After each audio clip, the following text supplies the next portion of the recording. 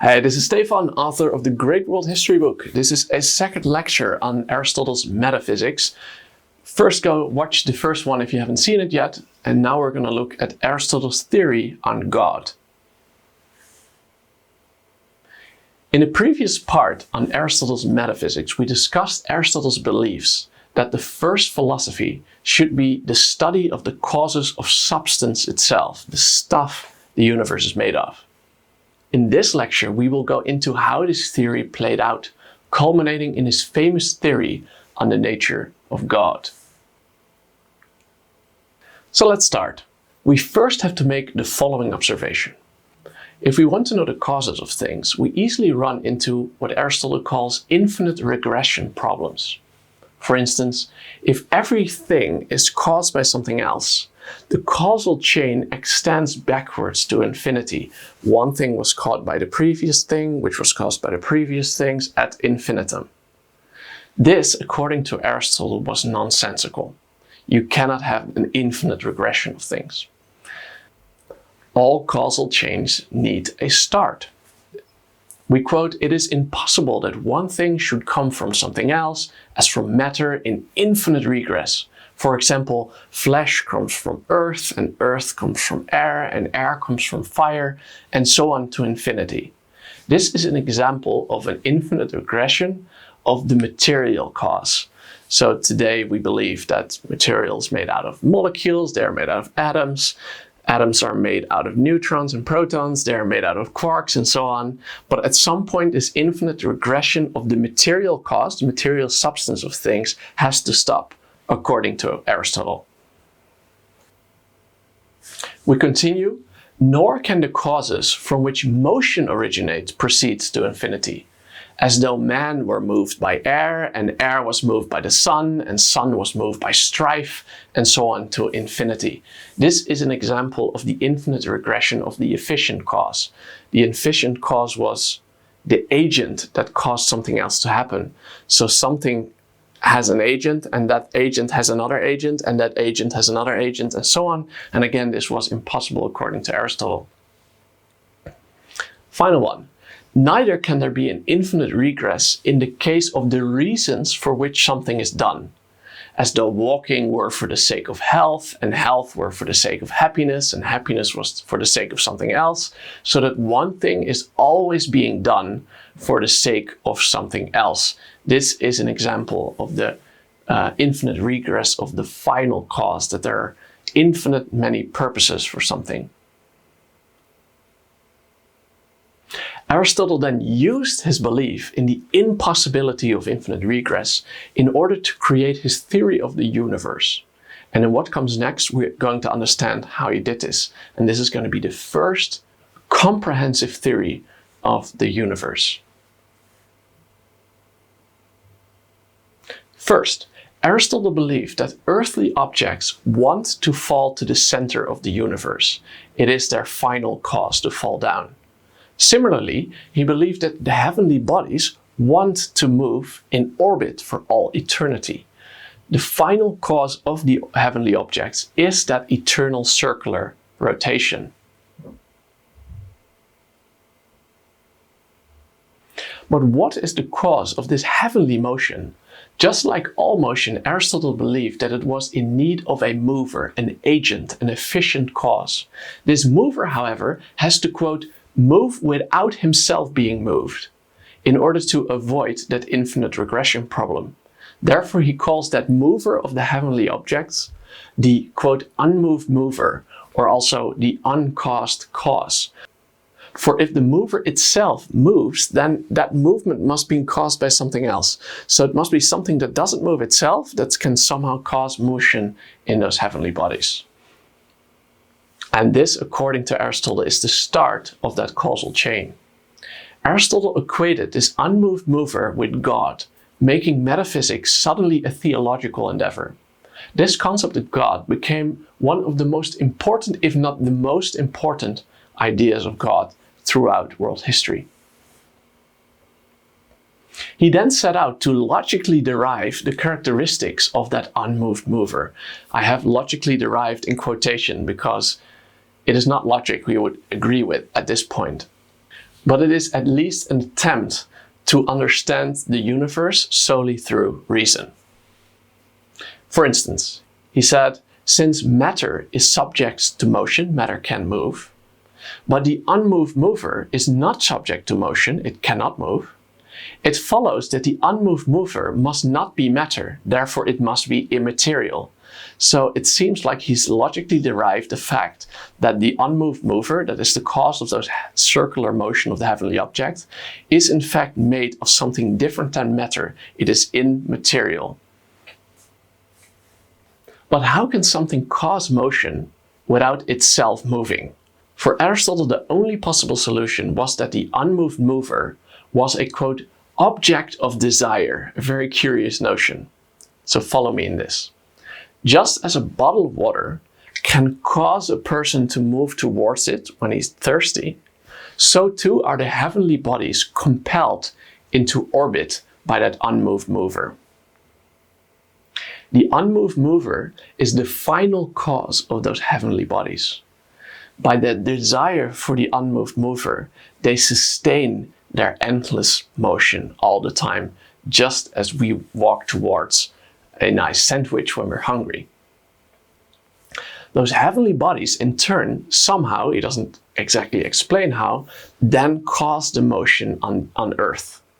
So the unmoved mover causes the heavenly motion, and the heavenly motion then causes the motion on Earth. And then motion on Earth can again cause other motion, because just like one billiard ball can cause another to move by hitting into it. To avoid that infinite regress problem, every action on Earth, according to Aristotle, should be connected to that heavenly body and then to the unmoved mover in a finite causal chain. We read, the final cause, that is the unmoved mover, produces motion as being loved, by being desired by the heavenly bodies, but all other things, the objects around us on Earth, move by being moved. Again, the example of a billiard ball knocking into another billiard ball.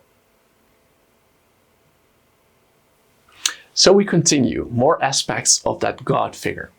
Just as the final cause of human beings, according to the Greeks, was to pursue the good through the application of reason, the unmoved mover pursues then the ultimate good, because it's the ultimate creature, and he must then be not just a thinker, but a supreme thinker. So now Aristotle has derived that the unmoved mover is a thinker. He uses reason just like human beings. In fact, he writes that the unmoved mover is, quote, what we are like only at our very best for short moments. So when we are most inspired in those short moments, at those moments we are like the unmoved mover itself, according to Aristotle. But what does that supreme thinker think about? Aristotle then asked. Being a perfect thinker, it can only think about itself, he concluded. He further concludes that since the unmoved mover thinks, he must also be alive, because thinking is an attribute of things that are alive. So we've learned a lot about Aristotle's God by reason, or what appears to be reason in Aristotle's case. But here comes a final twist. Strangely, Aristotle's belief in the eternal nature of the heavenly bodies, they circle around for all eternity, required him to believe that the universe had no beginning. Because if they've been circling for all eternity, if they cannot change, how can they have a beginning? But then we have to wonder, how can heavenly bodies exist eternally and still have a first cause? I thought we didn't want infinite regression. Well, Aristotle believed that the unmoved mover is continuously causing the motion of the planets. Without it, it would stop. So at every increment of motion, the motion is caused directly by that unmoved mover. So that is the way we can avoid the infinite regress. Aristotle used a similar explanation for the infinite procreations of animals, including human beings. I am caused by my parents, and they are caused by their parents, and they are caused by their parents. And in an infinite universe, where Aristotle believed in, that should continue forever into the past. So how can you have that infinite causal chain of human beings and still believe that everything needs a first cause. Well, just like the case with the rotation of the heavenly bodies, it is the unmoved mover through the heavenly bodies that finally ensures that this endless chain is continuing. Without the unmoved mover causing the universe into motion, that chain would stop and there would be no more human beings. Finally, Aristotle had to find out whether there was just one unmoved mover or whether there were more of them. He had reason to believe there are more, as Eudoxus, one other student of Plato, had identified 55 different circular motions in the heavens. Let's get an idea of how this works. Eudoxus believed that the fixed stars were attached to a sphere, which rotates every 24 hours. If you follow the stars for 24 hours, they will indeed circle around the Earth.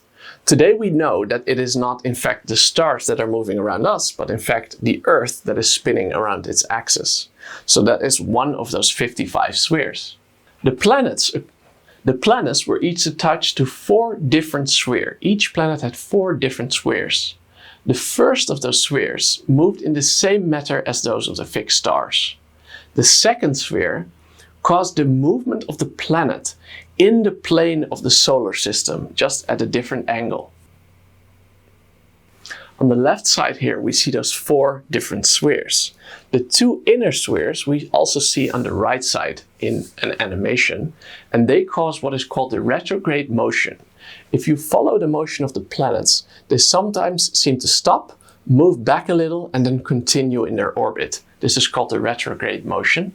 And Eudoxus cleverly used 2 different spheres, both moving simultaneously, to cause that retrograde motion of the planets. And all those 4 spheres combined give approximately the motion of the planet that we actually observe in the heavens. However, there was a problem. Despite its brilliance, this model was eventually discarded, and for the following reason. In this model, the planets stay the same distance from the Earth, while in reality, planets change their distance all the time, as we can witness by their changing brightness. When they're less bright, of course, they're further away. So eventually, this model was discarded for a more sophisticated one.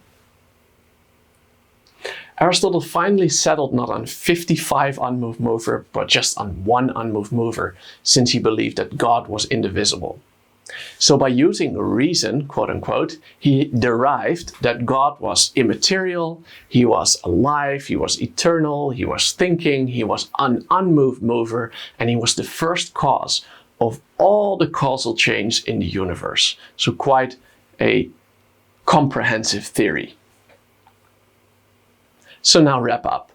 Aristotle's works remained influential in Western history until his system finally broke down in the 17th century, some 2,000 years after Aristotle's death. With his Metaphysics, Aristotle contributed to physics by creating the first comprehensive theory of the universe, based solely on reason, or as we discussed, at least an attempt to base it solely on reason. It was his insistence on reason that influenced the philosophers of the High Middle Ages to do the same, creating the foundation for later science. However, by modern standards, Aristotle's theory seems nonsensical, inconsistent at times, and sometimes plain silly.